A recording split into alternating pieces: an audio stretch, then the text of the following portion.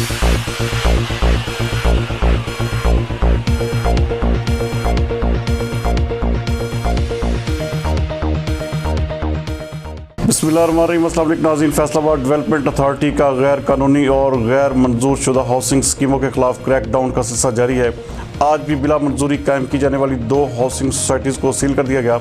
हमारे divisional bureau chief मियां एजाज असलम के मुताबिक FDA इंफोर्समेंट टीम ने जड़ावाला रोड पर लायलपुर एवेन्यू और बिस्मिल्लाह गार्डन के खिलाफ कार्रवाई की। एक्शन के दौरान गैर कानूनी तामीरात को मिसमार कर दिया गया। Director general FDA Suhail Khwaja का कहना है कि गैर मंजूर शुदा हाउसिंग स्कीमों के डेवलपर्स शहरियों को धोखाधही से बाज रहे हैं। गैर कानूनी हाउसिंग स्कीमों के खिलाफ ऑपरेशन बिला इम्तियाज जारी रहेगा, जबकि हाउसिंग स्कीमों की मंजूरी के अमूर तेज़ रफ्तारी से निपटाने के लिए FDA में खुसूसी 1 विंडो काउंटर भी कायम कर दिया गया है।